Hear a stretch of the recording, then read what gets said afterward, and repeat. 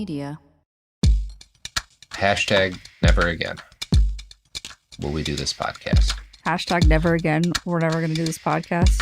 That's what you're going with. We're done. We're done forever. What anyway, welcome back to Behind the Bastards, a podcast where I just carried out a cunning power play against my producer, Sophie Lichterman. She was not ready for it at all. It came down upon her like the tanks of Operation Barbarossa on an unprepared great Soviet to be here, army. Robert. How does it feel? How does it feel, dude? It feels, this is my encirclement of Kyiv, perfect, beautiful, Michael. I feel like a god. Wow. Great. Unstoppable. That's the goal. I really want to cut off the feed. Yeah, you probably should. I am now comparing myself to the Wehrmacht. Yeah. So that's not going to end well. Daniel Malcolm, could you just shut him off for just replace me with an AI version asking Michael, how are you doing today? I hear you've got a novel. Oh boy, we're doing the plug right at the top. That's Pluggy great. plug. We're in the P zone, Michael. Do you remember when pizzones were a thing? Don't it was ever like a call calzone. Things. No. Okay. Well, I've long had a fantasy of founding the SoCal Local Calzone Zone, but that's neither here nor there. Robert, thank you for the opportunity. That is a great idea. To push my novel. I really, really mean it from the bottom of my plug bag. I released my debut novel. It's a sci-fi fantasy magical realist memoir, in the sense that you'll barely know that it's about my life because there's robots and spells and shit. But it is. So if you're interested in as someone who knows you, there's a lot of robots and wizards around you at any given time. That's right. Yeah. That is. But if you're interested in like alcoholism or my time at Cracked, that's in there too, in a sense. Yeah. It's called The Climb. There will be a free 3-hour sample coming out, probably out by the time this drops, on the Small Beans feed, which is my own podcast network. You can find that just by pointing your podcast app at Small Beans and looking for The Climb, or you can get the whole thing over at patreon.com/smallbeans/shop, where you can find the audiobook version, which I imagine most people will want. But there's also a PDF version and an e-reader version and all that good stuff. Yeah. Awesome. Yeah. Excellent stuff. Check it out. Michael, you and I worked at a website called cracked.com back in the day, and we had a I've colleague. never heard that word, and I don't know what you're talking about. We worked with a guy named Tom Ryman who did a great video once about how in the movie Jaws, the shark is alcoholism, right? There's no real shark. Everything in that is explicable as a bunch of drunk people by the ocean. Get fucking up and destroying their own boat and whatnot. I always liked that interpretation, and I do now always watch movies with an eye for like what thing in this could represent alcoholism, which has made the Star Wars series a lot more entertaining. Just gotta say, right? That episode also made me realize, which I don't think they touch upon, even the famous shark death. It's like, yeah, you put a bottle in your mouth, you die. Yeah. It's alcoholism. Yep. Yeah. It's all alcoholism. Anyway, you know what's not alcoholism, Michael, is the really addiction. Ad break already? Really? That is sometimes alcoholism. God willing, if we get the big Jim Beam sponsorship. That'd be nice. Sophie's been clamoring for. Yes. Yeah, it sounds like me. Yeah. What's like alcoholism is the addiction that the liberal owners of mainstream newspapers in the United States had with trying to normalize and support the growth of fascism in Europe. That is a kind of addiction. Oh, that. Yeah. That's the liquor of fools, is thinking that you can make a deal with the fascists. Speaking of fools, you're all fools for not knowing that this was the cold open. This is an iHeart podcast. Guaranteed human. When segregation was a law, one mysterious black club owner, Charlie Fitzgerald, had his own rules. Segregation in the day, integration at night. It was like stepping on another world. Was he a businessman, a criminal, a hero? Charlie was an example of power. They had to crush him. Charlie's Place, from Atlas Obscura and Visit Myrtle Beach. Listen to Charlie's Place on the iHeartRadio app, Apple Podcasts, or wherever you get your podcasts. Hello, it's me, Anna Sinfield, the host of The Girlfriends. I'm back with more one-off interviews with some truly kick-ass women on The Girlfriends Spotlight. I'm going to climb this. Is badness hereditary? Let's see how we can stop killing. I'm not too intimidated by her. What are you talking about? Listen to The Girlfriend Spotlight on the iHeartRadio app, Apple Podcasts, or wherever you get your podcasts.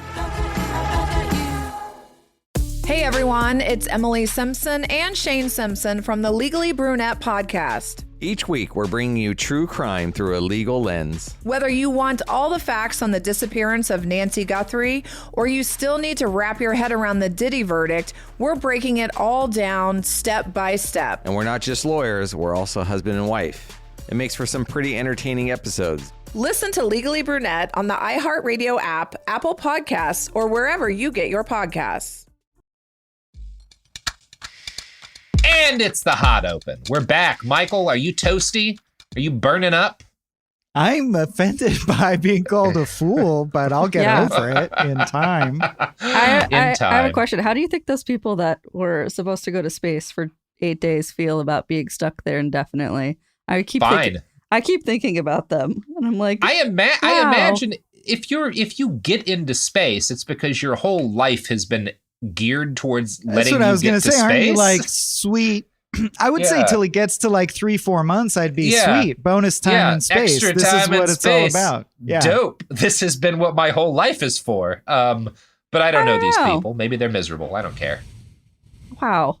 Robert. Look, you go to space, you have to accept that you're going to space. It's dangerous up there. We're not supposed to be in space. It's a bad place to be. And it's going to be unpleasant, you know? That's life. Space's whole thing. Yeah. If somebody offered you a trip to space, would you go? Absolutely. Oh, yeah. In a heartbeat. Absolutely. Yeah. No question. I'm a novelty seeker. Yeah, of course. But I would not enjoy it while I was there, right? It would be a life-changing experience, but I'm sure it's deeply uncomfortable and physically just a nightmare. They were supposed to go for 8 days, and they're saying it could be 2025. Maybe. Yeah, I mean, okay, that's what intense. I'm saying. Yeah. That sounds. Yeah. There's the only thing less trustworthy than fascist governments in Europe in the 1930s is the Boeing Corporation today. So. Oh, I thought you were going to say it was like let's killing us. Let's maybe try to do some podcasts about some bad guys. And yeah, well, that too. It never ended. No, he'll never say that. It never ended. We're still here. Fuck them. So, in some ways, the U.S. media responded to the rise of Hitler and Mussolini worse than the German or Italian media had done. Oh, good. This was due in a degree to simple distance. Fascism was seen by a lot of these guys, it's a foreign ideology. So whatever they're saying about killing journalists and whatnot, that's not going to hurt us over here in the United States because we're not Europe, right? Now, that wasn't the only reason why so much of the media was sympathetic to Hitler and Mussolini. In a lot of cases, it was because the rich men who owned those media organs were fascists, or at least philo-fascists, right? They liked the fascists. Many of the wealthy men who owned large publishing houses saw communism as a rising threat, and Italy as a bulwark against the USSR, which, if you just think about the military capabilities that Italy evinced during World War II, is extremely funny. The idea of Italy trying to fight the Red Army, it's just, yeah, it will last about 14 minutes. Anyway, within days of the March on Rome, the Birmingham Age Herald, a major Alabama paper, described Mussolini as looking like a movie star. Wow, he's really got a movie star good looks, this fascist who's remade the government in his own image. What a hot guy. Hey, that Putin looks good with his top off, though. You gotta hand it to him. God, they never stop falling for it. Much was made of the fact that actual movie stars found Mussolini magnetic. In February of 1927, Motion Picture Magazine published a photo of Mary Pickford and Douglas Fairbanks, both movie stars, doing a fascist salute in honor of their new friend Mussolini, who they met the year before. Yeah, old Doug Fairbanks doing the Mussolini salute for his new friend, Benito. Rudolph Valentino, an Italian-born star known as the Great Lover by Hollywood press, was often compared positively to Il Duce, right? Like, wow, Valentino and the dictator of Italy are very similar, good-looking guys. I bet Mussolini fucks. Yeah. That's journalism. Like that. I don't know if I ever needed to hear that sentence. Oh, Mussolini fucked Sophie. I don't need to hear it though. That's what the U.S. media argued. And that's the cold open. And we go. It's never a cold open with Mussolini. Without Mussolini getting wet. This tipware. Yeah. The early obsession many Americans had for Mussolini, which transferred to Hitler in substantial degree, was due to several interlocking causes. Katie Hull, a lecturer in American Studies at the University of Amsterdam, argues that these reasons were the Italian corporate state's ability to project the image that they had solved the problems of democracy, combined with Mussolini's personal masculine magnetism and the belief that fascism offered a solution to the Great Depression. We can see a lot of the same factors at work today in right-wing idolization of strongmen like Erdogan and support for profoundly anti-democratic solutions to problems, best embodied by the coup attempt on January 6th. The reality was that Mussolini's government was incompetent, a fact that would soon be made evident with their disastrous invasion of Ethiopia and incompetent handling of World War II. But many mainstream reporters in the U.S. took the fascist government's claims about its own success at face value. They believed the trains ran on time because the fascists said we've got the trains working, even though the trains did not run on time. That was not a real thing. I love when history is the exact opposite. Like, I recently learned that Lizzie Borden almost certainly didn't kill her parents, and the media just shat on her until that became the history. So interesting. Yeah, and as a result, they really put a black mark on all of us who have killed people with axes. And it's just not very fair, to be honest, Like, axe murder is a legitimate American pastime. And we're only a few steps away from criminalizing the machete. And then obviously this show. Yeah. You can tell me it's wrong to cut people up into pieces because you're angry? Like, I just want to point out you've gifted me both those things, which is so funny. I know. Yeah, because angry, horny, whatever. I'm a patriotic, red-blooded American, Sophie, and I think that everyone deserves the right to partake in this country's great traditions, Fair enough. That's where I am. I have a great axe. Mm-hmm. The Saturday Evening Post published Mussolini's autobiography as a serial starting in 1928. They described the fascisti movement as rough in its methods, but praised it for halting the radical left. That's the Saturday Evening Post. They're a little rough, but at least they dealt with those radical workers trying to get fair wages. Similar tributes came in from the Chicago Tribune. The New York Times credited fascism with bringing Italy back to a state of normalcy. In his study, Mussolini and Fascism, The View from America, John Patrick Diggins notes that out of 150 articles that mentioned Mussolini in U.S. newspapers from 1925 to 1932, the majority had either a neutral or a bemused positive tone, right? There was no sort of fear about this guy. He was just kind of exciting. And look, he dealt with those mean old commies, right? These evil anarchists. One of the relatively few journalists to write objectively on Mussolini for American papers in this early portion of his reign was John Gunther, who profiled him for Harper's. And his piece is an interesting historical document for its takes on Mussolini, but it's absolutely critical for its insights into the way the international press functioned around Mussolini, right? Gunther, because he's a guy who gets to interview and profile Mussolini, is familiar with the process, and he sees what happens to other journalists, the guys who are writing all of these fawning articles that are turning Mussolini into a celebrity back in the U.S. Quote, interviews, Mussolini knows, are the best of all possible forms of propaganda. Thus, he is so lavish with them. Most newspapermen and their editors cannot resist the flattery of conversation with a dictator or head of state. Once they have been received by Mussolini or Hitler, they feel a sense of obligation which warps their objectivity. It is very difficult for the average correspondent to write unfavorably about a busy and important man who has just donated him a friendly hour of conversation. I think it's a critical revelation, not just about how the media, even up to today, reports on dictators and fascists, but how they report on like guys like Peter Thiel, very wealthy billionaires, guys like Elon Musk, right? They're so odd to be in the presence of a celebrity and a man of power who is dedicating time that makes them feel so important that they become warmer and less objective towards the subject of the interview. And if you happen to form any kind of personal connection, like my own window into this is working for IGN and reviewing games, and they're constantly accused of. And I think you have to be really rigorous with yourself to avoid being like, well, the game sucked, but they all seemed so nice and they gave me access to their time and their work. I can't just give them a 4 or whatever. Yeah. And that's just video game reviews. So I can't imagine being like, I'm going to come out against the president, actually, after meeting him and shaking his hand and all that. Yeah, it's a real problem, one that has not gotten to be any less of a problem. I think it's called propinquity. Good word. Yeah, that is a good word. Speaking of propinquity, someone interested in drawing more modern parallels here might bring up the case of Maggie Haberman. Her work for the New York Times reporting on the Trump White House was praised by many liberals, even though Trump's people saw her as providing positive PR. Haberman was criticized back in 2022 when she finally published a much ballyhooed book about the Trump administration, which included she quoted the former president as promising not to leave office after his defeat in 2020. Now, Haberman didn't report on this at the time, and a lot of people were like, the fact that the president said in front of you that he would refuse to leave office after losing an election was probably something the American people immediately needed access to. As a journalist, you had an ethical responsibility to tell them right away.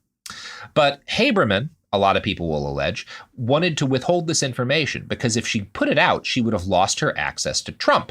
And she wanted to stick with him because she wanted to get more stuff to put in her book so that she would get more money for it, right? The argument here, the criticism of Maggie, is that she held off on reporting crucial information about a threat to democracy for her own personal financial enrichment, right? Now, Haberman's people, for their part, claim she shared this fact with her editors. And her editors at the time were like, no, the fact that the president has refused to leave office is not newsworthy, which I do believe editors at the time would make that call, but that's a bad, unethical call, right? Like, what is like, more newsworthy than that? He'll say it to a bunch of evangelicals on camera, so it'll be fine. Yeah. I just can't. It'll come out. Thank you, Michael. Don't worry, January is right around the corner. Something's going to happen. Yeah. Back in the 30s, New York Times correspondents made equally problematic judgments in their coverage of our friend of the pod, Adolf Hitler. Perhaps the most sinister example of this was the case of New York Times correspondent Friedrich Burchell. Prior to Nazism's final victory over Weimar democracy, Burchell had followed Hans Schaeffer in what was called the caged Hitler theory. This was the idea that if Hitler got into power, decent conservatives in government would moderate his behavior. And so letting Hitler win was not disastrous, right? Like, it was a brilliant plan to weigh the Nazi leader down with busy work that would stop him from doing any damage, right? Perfect strategy. Yeah, that's going to work great. We're going to talk. Thank God. Yeah, thank God. We've got this. We've got the plan. Speaking of plans, Michael. Easy. I have a plan to sell you some of these products and services. Almost 30 years together, 4 kids, and some of reality TV's most unforgettable moments, we know a thing or two about living life out loud. We're taking you behind the scenes in our new podcast, Between Us, with me, Heather Dubrow. And me, Terry Dubrow. Between Us isn't about perfect lighting or curated Instagram grids. It's the unfiltered, behind-closed-doors conversations you wish you could eavesdrop on. Equal parts smart, funny, and a little bit scandalous. Every week, Heather will bring you an unapologetic take on the headlines, the trends, and the cultural moments everyone's texting about. And Terry will deliver insider beauty, health, and wellness insights you won't find on TikTok. Together, we'll tell the stories, spill the secrets, and share the hacks that keep life, marriage, and everything in between feeling fresh and fun. We may live in a gated community, but there's zero gatekeeping here. and plenty of did they just say that moments. Listen to Between Us on the iHeartRadio app, Apple Podcasts, or wherever you get your podcasts. Ever feel like you're being chased by the marriage police? Welcome to Boys and Girls, the podcast where dating isn't dating. Arranged marriage is basically a reality show, except the contestants are strangers and your entire family is judging. You're sipping coffee with one maybe, grabbing dinner with another, and praying your karmic Ken or Barbie appears before your shelf life runs out. Trust me, I've been through this ancient and unshakable tradition. I jumped in hoping to find love the right way, and instead I found chaos, cringe, and comedy. And now I'm looking for healing. Boys and Girls dives into every twist and turn of the arranged marriage carousel. The meet awkward, the near misses, the heartbreak, and let's not forget all the jokes. Listen to Boys and Girls on the iHeartRadio app, Apple Podcasts, or wherever you get your podcasts. Segregation in the day, integration at night. When segregation was the law, one mysterious black club owner had his own rules. We didn't worry about what went on outside. It was like stepping in another world. Inside Charlie's place, black and white people danced together. But not everyone was happy about it. You saw the KKK? Yeah, they was dressed up in their uniform. The KKK set out to raid Charlie, take him away from here. Charlie was an example of power. They had to crush him. From Atlas Obscura, Rococo Punch, and Visit Myrtle Beach comes Charlie's Place, a story that was nearly lost to time. Until now. Listen to Charlie's Place on the iHeartRadio app, Apple Podcasts, or wherever you get your podcasts.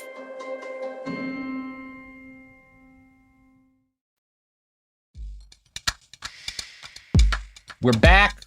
Michael, I hope you have enjoyed purchasing. I bought them all.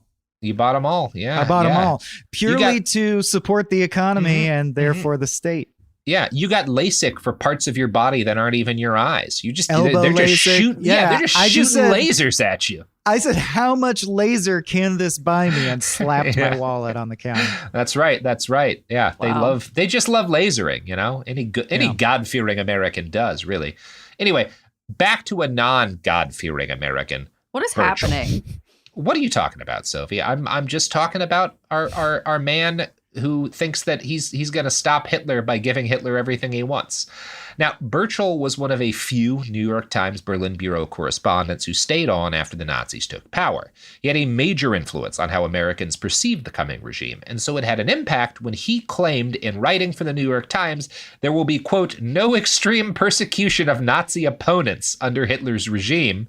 And he said the Nazis aren't going to be mean to anybody who opposed them because, quote, there would be no advantage to the government in unsettling Germany's social structure. Yeah, you really got the pulse of the Nazis there, Burchell. What would they have to gain? Yeah. Killing all the Jews? That would be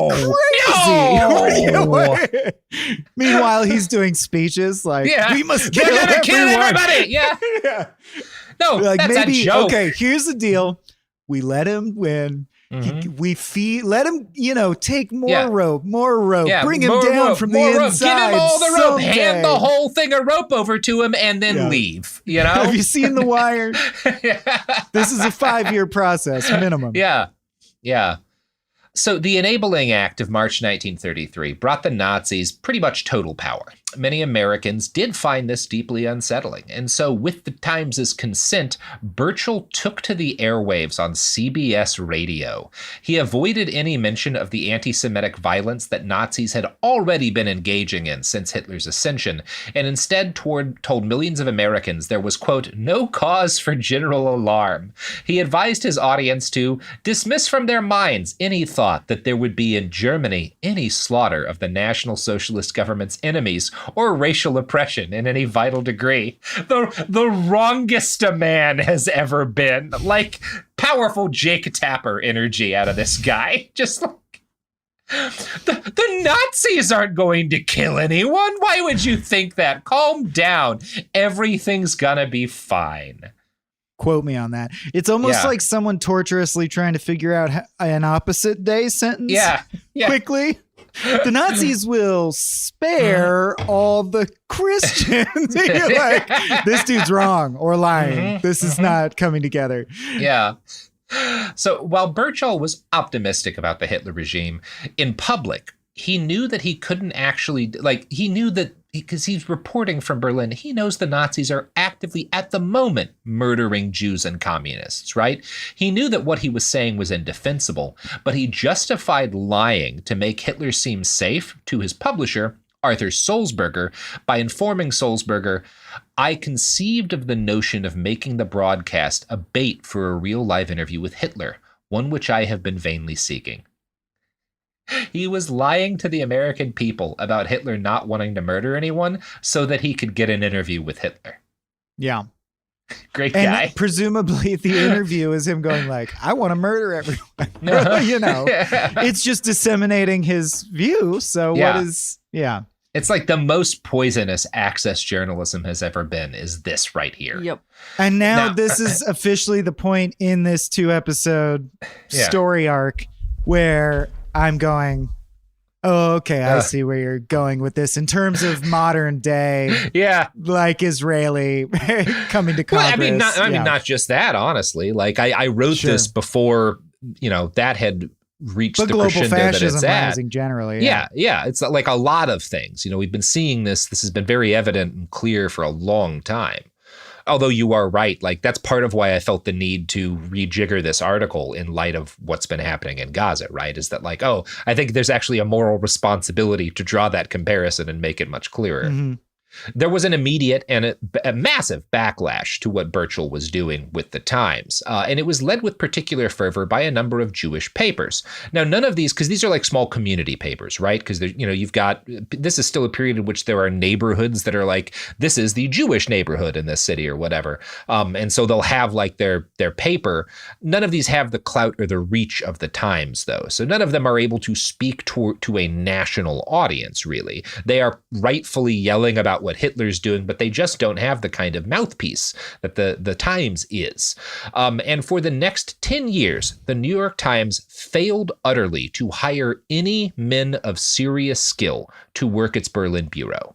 Much of this can be traced to the owner of the paper, Adolf Ochs, who wanted his reporters to conduct themselves like, quote, an order of monks. One result of Ochs's commitment to impartial journalism, as he saw it, was that most reports from Berlin during Hitler's rise and the early years of the regime were little more than a collection of quotes from various German newspapers. This became a problem when the Nazis started banning opposition papers from taking control of Jewish-owned publishing houses like Olstein. So the Nazis run the papers, and Ochs is like, most of our coverage should just be reporting on what their compilations. Yeah, right. It's now also amazing because isn't one of their stupid arguments for killing everyone that the Jews run the media? It's like the projection thing. It's like, no, you run the media. Yeah. Well, they've taken over now. But like, what's interesting to me, Ochs, this guy who's like, we should mostly just be reporting what the German press is saying, not being critical to the Nazis. It's transparent. It's fair and balanced to just transparently pass things along. Yeah. Yes. And he is Jewish. Ochs is a Jewish man, right? But he disliked the idea that the Times might be, he's so obsessed with objectivity. His big fear is not, we're going to let a genocide happen. It's, if we're seen as sympathetic to Jews in Germany, people might consider us an activist paper. And there's nothing worse than being an activist. A personal stake, and I'm above that. Yeah. Yeah. Like these people are disgusted by the concept of activism, right? Arthur Hayes Sulzberger, effectively Ochs's heir as publisher of the Times, admitted privately that he didn't have any sympathy. Again, Sulzberger is also Jewish. He had no sympathy for Jews suffering under Nazism because, this is literally what he writes, he was, quote, too fortunately born. right? In other words, Sulzberger admitted, I just don't care about poor Jews suffering in Germany because I'm a rich urban Jewish man in the United States. Why would I be sympathetic to poor, uneducated rural Jews fleeing from Eastern Europe, right? Dude, cut to Seinfeld on Bill Maher, smoking cigars, saying Trump is not, it's funny how Trump won't really affect me. Yeah, no shit, dude. Of course not. Some awareness beyond that. Yeah, it's just very clear. Sulzberger found these people almost like these poor refugees from Eastern Europe who had flooded into Germany as a result of, pogroms during the Russian Civil War. He found them as gross as the Nazis did, right? Because they're like poor and dirty. That's this guy's attitude, right? I'm not saying that about them, but like that's clearly what Sulzberger thinks. As early as the 1890s, Sulzberger and Ochs had embarked on a quest to, in their words, again, their words, de-Jewify the New York Times.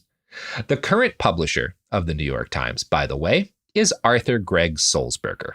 On a related note, here's a tweet from climate reporter Kendra Pierre-Louis about the conversation she had with a, quote, top New York Times editor. I wonder who it was. I think a lot about the top New York Times editor who I told that historians were warning we're in a similar period to the ramp up to the Holocaust, and maybe we could look back and see what the New York Times had done wrong to not repeat mistakes. He shrugged. The New York Times didn't really cover the Holocaust. And that's true. I don't know if she was talking to Sulzberger, but whoever she was talking to at the Times had the same attitude that Sulzberger had to the Holocaust, which is, that's not our business. I don't know. I haven't thought that far. I don't care. Is it good to cover genocide? Impossible to say. What if you have to be unbiased to do so? Yeah. Is it perhaps why early man created the concept of impartial journalism to warn us about genocides? Yeah. Hutus, Tutsis have different opinions on machetes. Like, is it just that he's like, my family's owned this paper since 1896 or whatever? I'm not going to go against the family because I'm a rich guy and that's what we do. I think it's they're so rich, and so these people are generations removed from any kind of normal life. Right. They can't feel fear. Right? The only fear they can feel is the fear that mean old socialists are going to take some of their money. That is the only thing that stirs any sort of fear in their hearts. Their doll's eyes, dead eyes. Yes. Dead eye. That is how I would describe Sulzberger. Black eyes, dead eyes, like a doll's eyes. Someone is coming for your money. That's the only thing that can get a rise out of them. Yeah. That's all these motherfuckers, right? That's why newspapers should be a public good funded by taxes. I don't know. It's not perfect. There's flaws with that, but it'll, we've seen how our system works. Very well. Over the course of the Second World War, the Times did in fact cover the Holocaust, though it is fair to say not well. One thing that's often to defend the Times, people point out, they published around 1,200 articles about the mass murder of Jews and undesirable groups by the Nazis shape. That's state. That's 3 or 4 a week leading up to the war years. And that sounds good, right? Given this, one might conclude that Kendra is being unfair, but I don't think she is. And I'm going to read a quote from the History News Network to elucidate why. At the end of the war, and for decades afterward, Americans claimed they did not know about the Holocaust as it was happening. How was it possible for so much information to be available in the mass media, yet simultaneously for the public to be ignorant? The reason is that the American media in general, and the New York Times in particular, never treated the Holocaust as an important news story. From the start of the war in Europe to its end nearly 6 years later, the story of the Holocaust made the Times front page only 26 times out of 24,000 front page stories. And most of these stories referred to the victims as refugees or persecuted minorities. And only 6 of those stories were Jews identified on page 1 as the primary victims. While the Holocaust was happening, out of 24,000 front page stories during the period of the Holocaust, 6 times were there front page articles that identified the Jews as a victim of Nazi violence. Wow. Terrible. 1 per million. Yeah. 1 in a million. Yeah, about 1 per million. Nor did the story lead the paper, appearing in the right-hand column reserved for the day's most important news, not even when the concentration camps were liberated at the end of the war. In addition, the Times intermittently and timidly editorialized about the extermination of the Jews, and the paper rarely highlighted it in either the Week in Review or the magazine's section. Now, I'm focusing a lot on the Times here, and my focus on them is rooted in the fact that the Times was, and is still today, our nation's chief paper of record. And as a result, we have a lot of detail as to how its journalists and editors saw the problem of rising Nazi power. Now, I don't think that tells the whole story, because not only are there a lot of individual journalists at the Times who did care about reporting on the Holocaust, just as, by the way, the Times Visual Investigation Desk has done crucial reporting on what's been being done in Gaza, right? There are good people at the Times. The editors and owners of the paper, well, the editors are a mixed bag, and the ownership of the paper is fucking terrible, right? That's my stance on the matter. It's also worth noting that, again, many local U.S. papers, and particularly smaller Jewish papers, did a marvelous job of spreading detailed information about the first Nazi crimes. Likewise, there were marvelous foreign correspondents in Germany who did dogged and courageous work exposing early Nazi atrocities. The problem was that for years, influential papers like the Times refused to take their work seriously. The fear was, as always, bias. One of the best sources on early Nazi violence was the Jewish Telegraph Agency, which had been founded by an Austrian and provided early evidence of mass violence against German Jews. The Times refused to report on its reporting, they refused to do what they were doing with German papers, right? And cover what the JTA was saying, because it was not neutral, right? It's a Jewish paper, so it can't neutrally report on violence against Jews. So we're not going to cover that at all. But as we talked about in the first episode, nothing is neutral.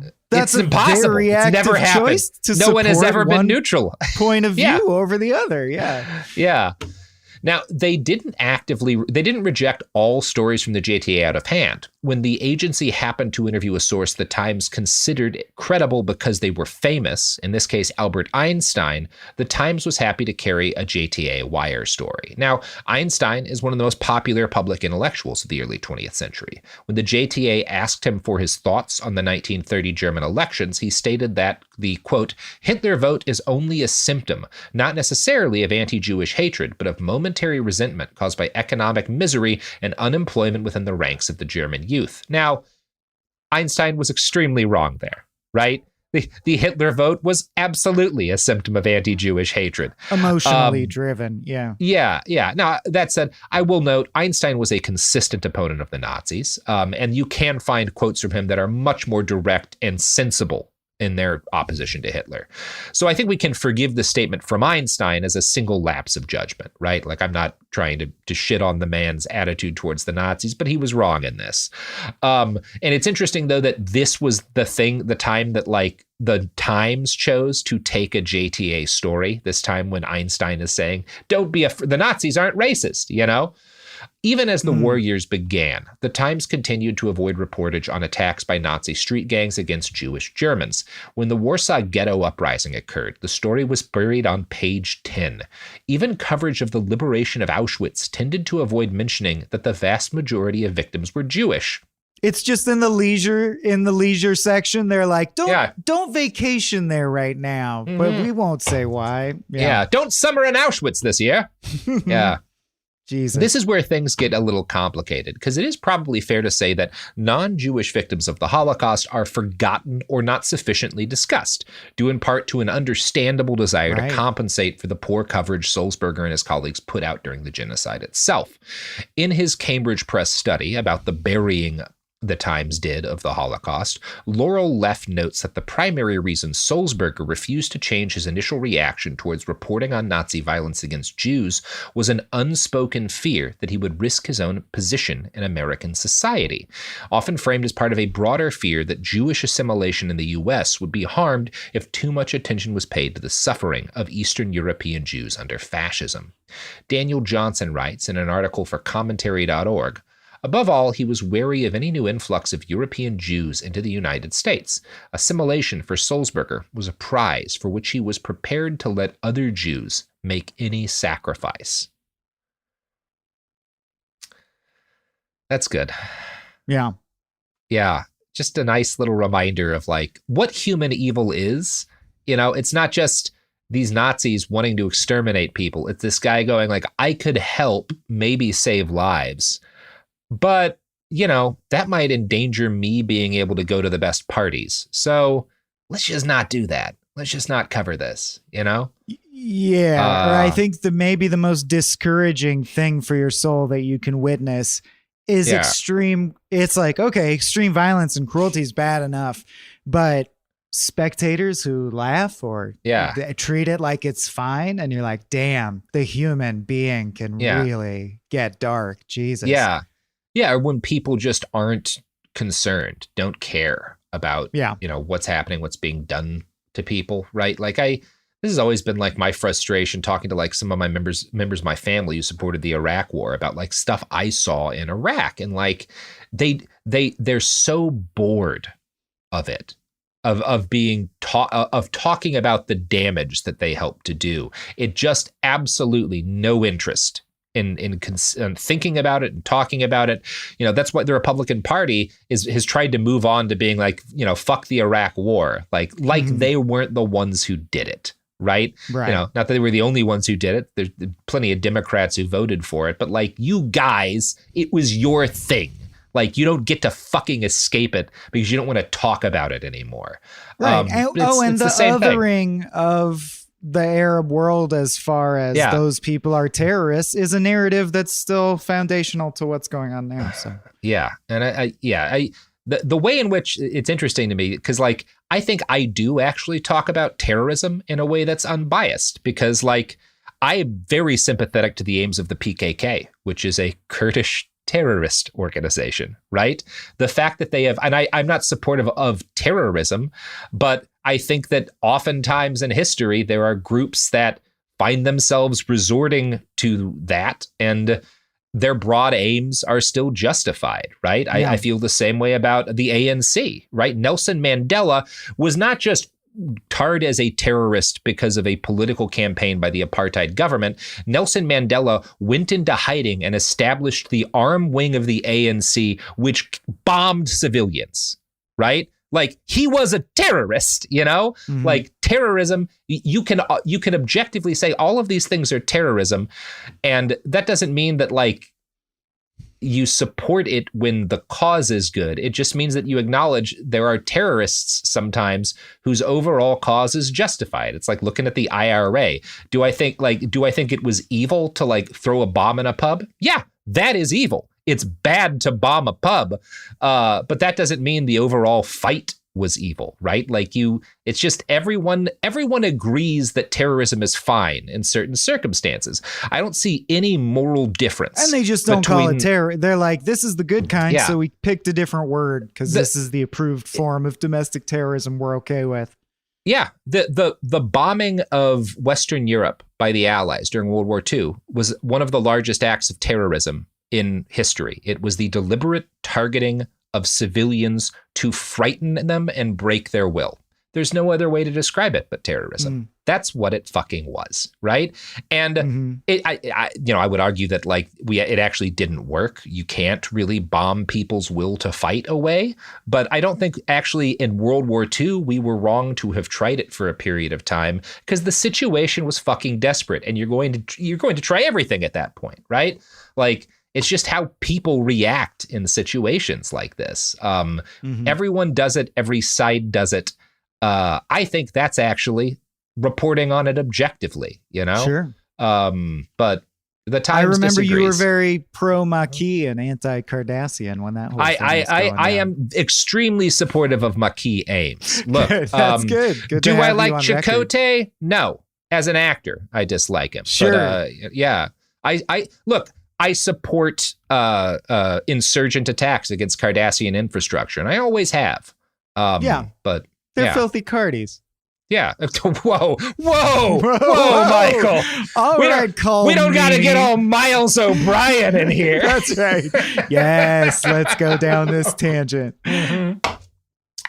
Speaking of Miles O'Brien, a lot of people would argue the Miles O'Brien of physics was Albert Einstein. And Einstein reached out to Sulzberger to try to help him, kind of after this point. He reaches out to Sulzberger at one point because there's a Berlin theater critic named Alfred Kerr, who is obviously Kerr is a Jewish man, and the Nazis want him dead. They have a real thing against critics.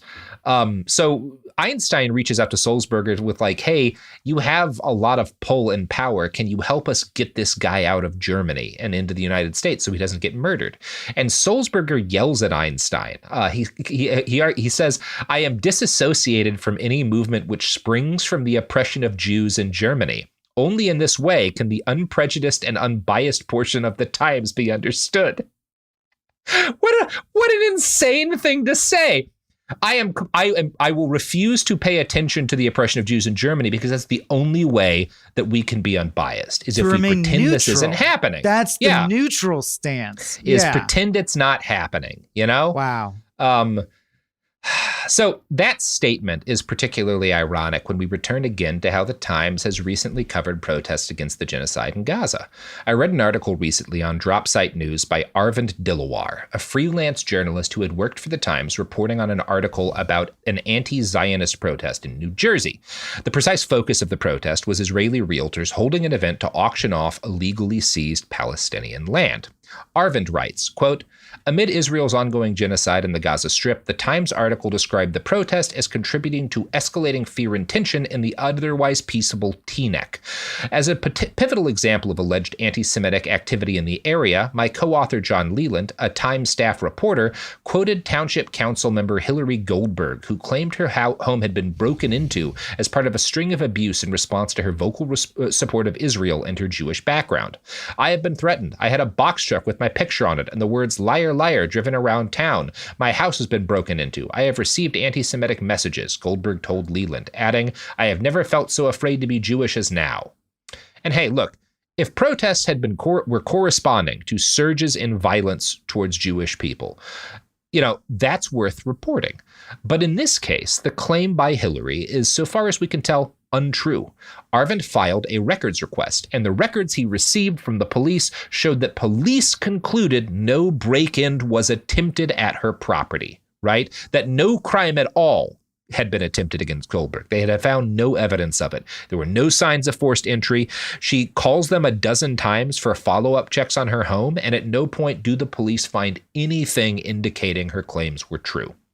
Arvind goes on to write, believing a correction to the Times story was in order, or at least an update to give readers a fuller picture, I shared the police reports with Leland, who told me he had already gotten them, and despite the explicit contradictions, no correction would be issued.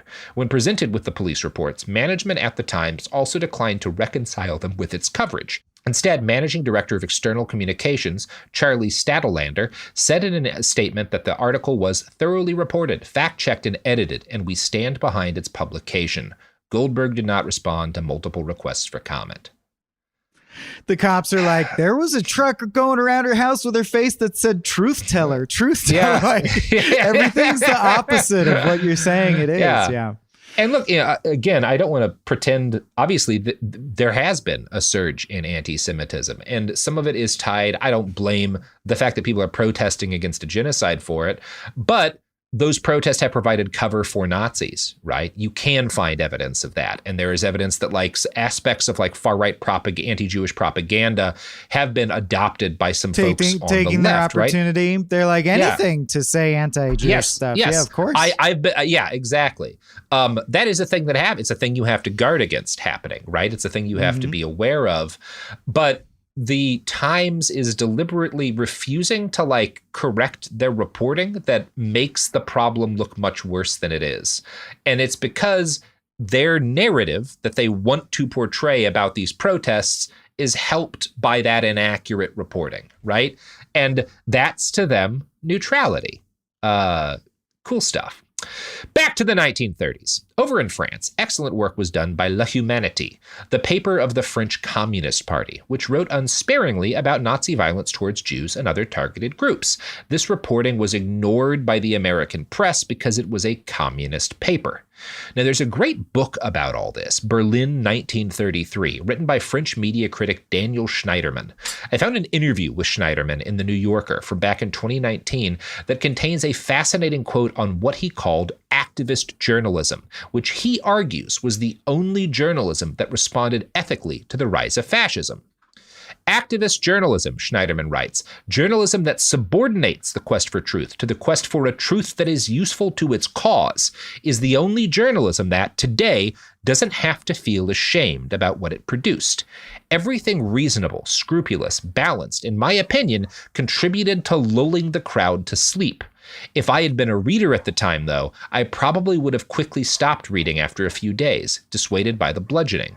So Schneiderman's saying, like, the only these activist papers that had a clear angle are the ones who accurately describe the danger of the Nazis. But I think if I had been reading them at the time, I wouldn't have paid much attention because it's just kind of exhausting to get that sort of ideological bludgeoning. And I find this compelling. I think it's actually kind of courageous that he admits that, right? That's an evidence of an honest thinker who is like, I can see that these people were the only ones who did the right thing, and I don't think I would have listened to them at the time. I actually respect being able to like say that about yourself quite a lot. Yeah, it definitely bums me out though through the climate change lens, because a similar analog would be, we're going to die. Exactly. We're all going to die. We're all going to die. Yeah. And eventually you're like, look, I know, but I'm sick of hearing it. It's really depressing. Tired of you like, guys, right? We are though. Or did you not want to know? This really is that level of problem. It's I like Schneiderman a lot because he's kind of able to acknowledge that about himself and about all of us. Like like no matter what you think, you do this about something. You kind of have to survive, right? But that's part of where these guys thrive, these monsters thrive. Now, it is, I find this all especially worth pointing out because the next period in, Sophie, did we do a second ad break? Nope. You know what? The next period for all of us, Michael, is going to be to cut to ads. So have a little ad, shovel some ads into your face. Ads are, as a great writer, William Shakespeare once said, the oatmeal of art. So enjoy some oatmeal while we get ready to do more art. Almost 30 years together, 4 kids, and some of reality TV's most unforgettable moments, we know a thing or two about living life out loud. We're taking you behind the scenes in our new podcast, Between Us, with me, Heather Dubrow. And me, Terry Dubrow. Between Us isn't about perfect lighting or curated Instagram grids. It's the unfiltered, behind closed doors conversations you wish you could eavesdrop on. Equal parts smart, funny, and a little bit scandalous. Every week, Heather will bring you an unapologetic take on the headlines, the trends, and the cultural moments everyone's texting about. And Terry will deliver insider beauty, health, and wellness insights you won't find on TikTok. Together, we'll tell the stories, spill the secrets, and share the hacks that keep life, marriage, and everything in between feeling fresh and fun. We may live in a gated community, but there's zero gatekeeping here.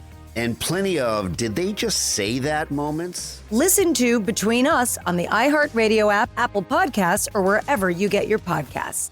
Ever feel like you're being chased by the marriage police? Welcome to Boys and Girls, the podcast where dating isn't dating. Arranged marriage is basically a reality show, except the contestants are strangers and your entire family is judging.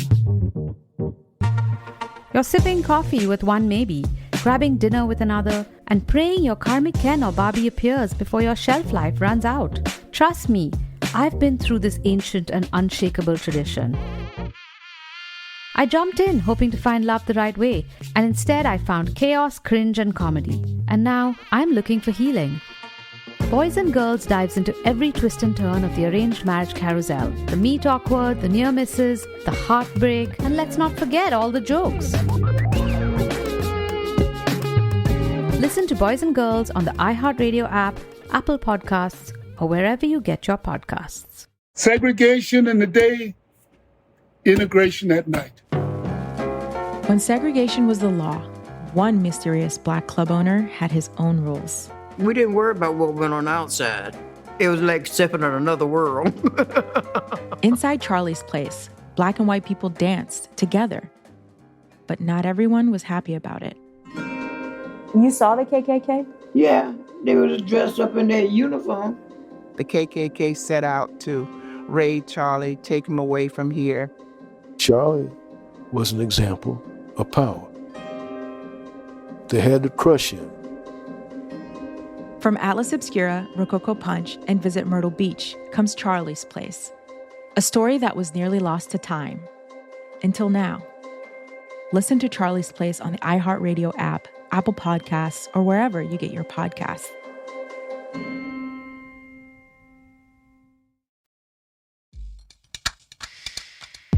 We're back. Michael, Maestro, Swaim. Yeah. Wow. Are your fingers ready to tap the ivories of talking about of my keyboard as history? I busily Google William Shakespeare oatmeal and try to figure out what the fuck that was about? Yeah. I like to think he knew about oatmeal because as a British person he at that coins the period word of time, he crocodile couldn't have and had stuff. teeth. Why not oatmeal? Yeah. Did he coin crocodile? He did. What a cool guy. Billy also, Shakes. I'm sure it's based on a Greek root or something, but I like to think that he's just saw one and he's like, that's a fucking crocodile.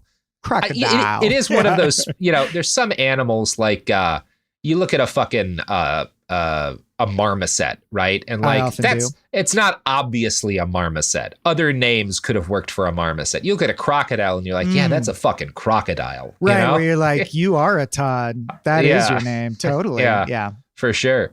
Every Todd I've seen has been a Todd. Anyway, so the next period of American journalism regarding the fascists, the one that occurred from the late 30s up to the start of the war, things got a little better, quite a bit better by the end. The rapid change in American attitudes towards isolationism in World War II is some evidence of this, but we also see it in the response of the populace and the mainstream media to domestic fascist groups like the Silver Shirts and the German-American Bund. Here, at least, the outright sympathy of the Italian liberal press and the frightened tremulousness of the Weimar media were less present. When the Bund famously rallied in Madison Square Garden in 1939, reporters on scene for Bund clashes with anti-fascists wrote articles with titles like "Nazi Advocacy of Roosevelt's Death Charged" and "7 are injured at Nazi Rally." And that's like, good. In an article several days after the rally, even the Times argued that Bundists were, quote, determined to destroy our democracy. The paper's editor later released a statement saying the Bund meant to set up an American Hitler. In this, the Times was at least following in the footsteps of the American people, who by this point had started taking the warnings of reporters who were quite biased against Nazis seriously. And I might argue that they only, the Times only jumps on the bandwagon of doing that when it becomes clear that there are Nazis in the U.S. who might threaten them even more than being sympathetic to Jews in Germany would. Mm-hmm. As U.S. entry to World War II grew closer, the most influential reporting on the Nazis came not from the unbiased, monk-like reporters valued by Ox, but from foreign correspondents like William Shirer and Dorothy Thompson. Thompson's most influential article, and today this is one of the most influential things anyone will ever write about fascism, was published in August of 1941 for Harper's Magazine. It had the evocative title, "Who Goes Nazi?" And rather than purporting to be even-handed journalism, it presents the reader with a series of fictional characters from various backgrounds, all conversing at a dinner party, and it asks the reader to predict which ones might go Nazi. I take some enjoyment in the fact that Thompson included a character in her article who was almost certainly based on Mr. Sulzberger, right? On the head editor at the Times.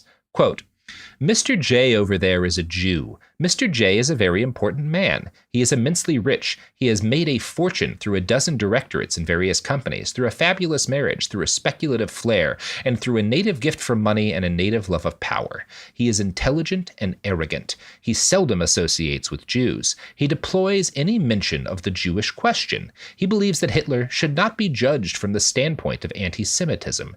He thinks that the Jews should be reserved on all political questions. He considers Roosevelt an enemy of business. He thinks it was a serious blow to the Jews that Frankfurter should have been appointed to the Supreme Court. The saturnine Mr. C, the real Nazi in the room, engages him in a flatteringly attentive conversation. Mr. J agrees with Mr. C wholly. Mr. J is definitely attracted by Mr. C. He goes out of his way to ask his name. They have never met before. A very intelligent man, he says. And Thompson's article today still draws a lot of hatred from conservatives who find it very unfair and unbiased, and it was. Dorothy understood that fairness and objectivity don't fight fascism. There's a good chance her prose will make you feel uncomfortable, and it ought to. But I promise if you read her article, you will at least feel something. Now, I'm not half the writer Dorothy was, so rather than attempt to wrap this piece up myself, Michael, I'm going to leave you with one last quote from that essay. It's fun, a macabre sort of fun. This parlor game of who goes Nazi, and it simplifies things, asking the question in regard to specific personalities. Kind, good, happy, gentlemanly, secure people never go Nazi. They may be the gentle philosopher whose name is in the Blue Book, or Bill from City College to whom democracy gave a chance to design airplanes. You'll never make Nazis out of them. But the frustrated and humiliated intellectual, the rich and scared speculator, the spoiled son, the labor tyrant, the fellow who has achieved success by smelling out the wind of success, they would all go Nazi in a crisis. Believe me, nice people don't go Nazi.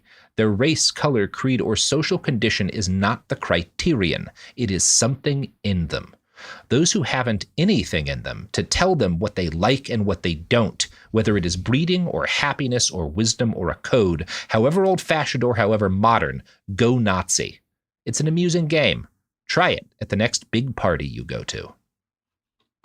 Yeah, accuse everyone you disagree with of being a Nazi. Yeah, I think it gets at the base of something that people are wielding to great effect right now, which is it's weird to hate people for no reason. They're weird little guys.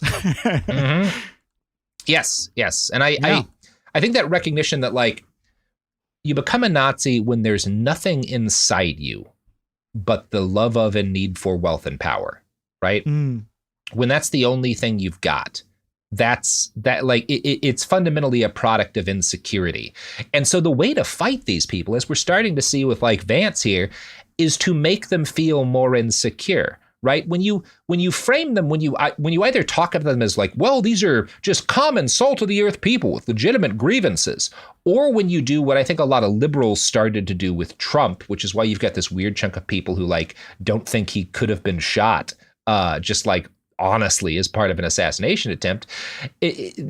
People treat them like almost a supernatural enemy, right? Like they're this kind of like evil demonic force, as opposed to, no, these are sad, insecure, sick little weirdos, right? And when you shine that light on them, when you make that clear, however you do it, if you do it through just objective reporting, which you can do, or if you do it through satire, right? Whatever you have to do, you have to find their points of insecurity and stick a thumb in them, right? That is how you fight these people without pulling out guns, right? If you want to avoid that, and I sure do, that's how you do it. That's how you get kicked out of Tenacious D, though. Yeah, God. That's a bummer. That sucked. It is. That did suck. It's such a, bro code. Come on, man. Man. Yeah. No, but I don't know. Who wouldn't sacrifice a 30-year friendship for the bliss that is getting to be in what's that fucking video game movie that Jack Black's about to be in? Borderlands. Widely considered fucking terrible. It is already known. Yeah. So yeah. No. Nothing more valuable than getting to be in the Borderlands movie. Because of an off-the-cuff joke that, no offense, literally everyone thought in their head. Like it's whatever. Anyway. Yeah. I don't know. I think it speaks to what we were saying in terms of, yes, in a vacuum, violence is always shocking and feels unnatural in a way. But remember that the one context where it kind of makes sense is like, yeah, but if someone's been beating the shit out of you for 8 hours, like there's a point. There's a point. There's a point, right? Mm-hmm. And that point was for us in the political sense of like getting dirty. That point was like 6 years ago, like 6 to 8 years ago. Yeah, you're right. We've held ourselves back long enough. Yeah.